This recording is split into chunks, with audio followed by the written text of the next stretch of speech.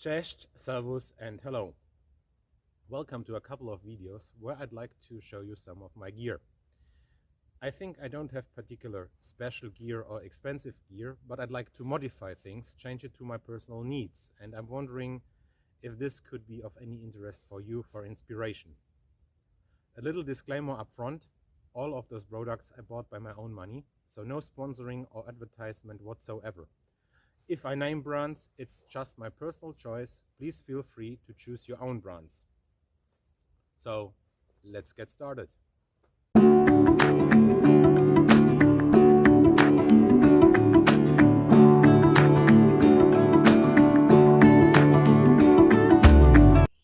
Today I would like to talk about my first aid kit. This is the first aid kit I used to have with me on the most of my backpacks.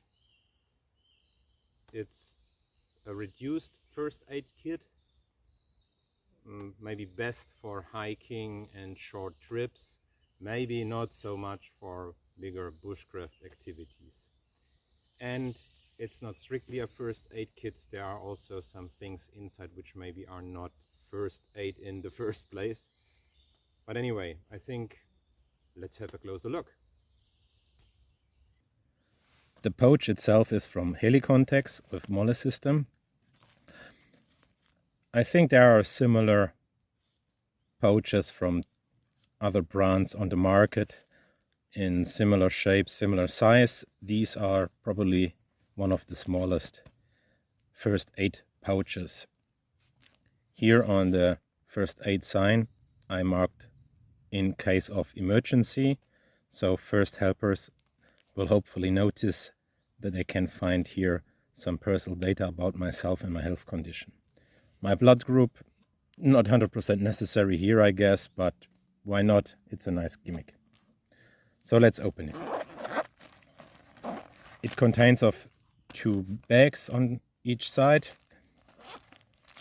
Here on the right hand side I used to have some alcohol to clean the wounds and also to clean my hands when I'm going to eat something. I should refill it. Here some gauze bandage, and here the basic stuff: water sealed, twice packed in plastic, compresses, blasters, a little knife, a tweezer,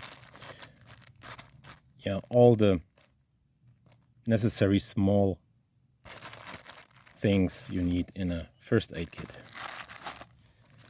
On the left side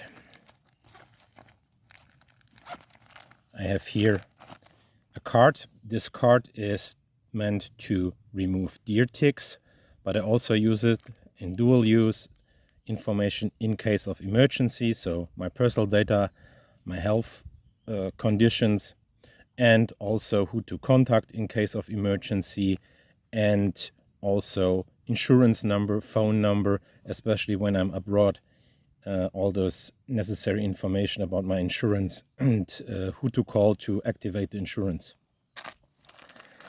Here's something which is not necessarily first aid: blister blasters, some Casio tape to prevent blasters, also some duct tape and some tape to repair tents. When I am on long distance hike I used to have them in a different bag, but for day hikes and short tours I prefer to have them here available in my first aid kit. And last but not least, an emergency blanket together with a heat pad.